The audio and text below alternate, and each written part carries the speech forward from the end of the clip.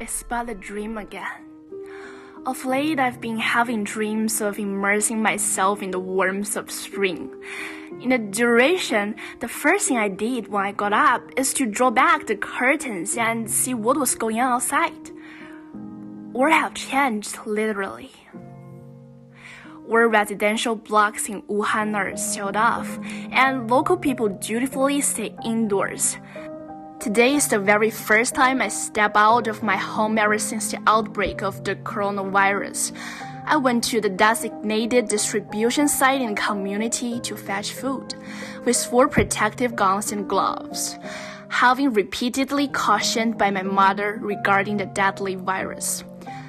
There was no one on the road, which is devoid of life and energy, which constantly reminded me of the past, ordinary days. When I got home, I suddenly feel the keen sense of suffocation, the huge protective hat, the tightly covered respirator, the lifeless community, the ailing city, the relentless anxiety, consternation, and trepidation.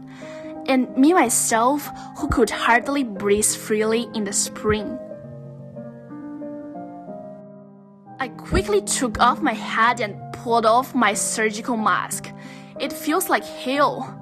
However, behind the masks are the struggle of frontline medical personnel who strives to protect the city the days and nights. Or doctors will tightly stretched face masks and goggles, as well as airtight protective gowns day in, day out. They have healed fast to their own missions, saving those whose lives are at stake. The internet has become the sole medium of contact with the outside world for us. I'm always moved by what I saw. Donation and medical teams from all over China, the individuals who volunteer amid the staggering and ever-increasing numbers of infected cases.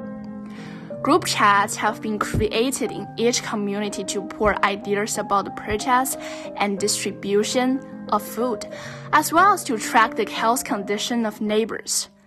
Today, I have learned that another person has passed away in the community. It's a granny, and we had actually met once. Tears started to well up in my eyes. The tears serves as reflection of myself, plunging me into reminiscence of a bygone anecdote. That day, I walked into the elevator with a huge sack in my right hand and a book in my left. The granny asked my floor and pressed the elevator button for me. People who are our intimate families and friends, people who pass us by in the crowd, people who happen to shelter under the same roof on a rainy day, people who have the pleasure of having met once, people who never met or should meet in the future, how many of them have gone forever during the coronavirus crisis?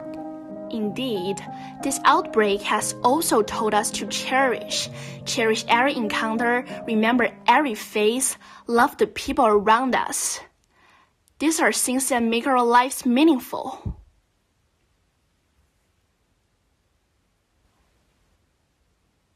The next station is spring in Wuhan.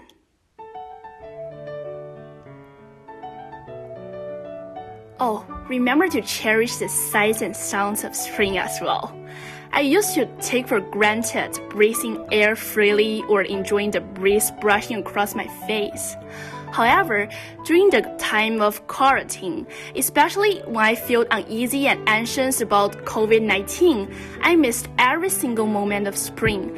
When the outbreak is over and our feet step on the grassland once again, please remember everything in this outbreak and take with us the feelings of people who have gone, for them and for ourselves, to feel this hard-earned spring and to love the eternal 4 seasons.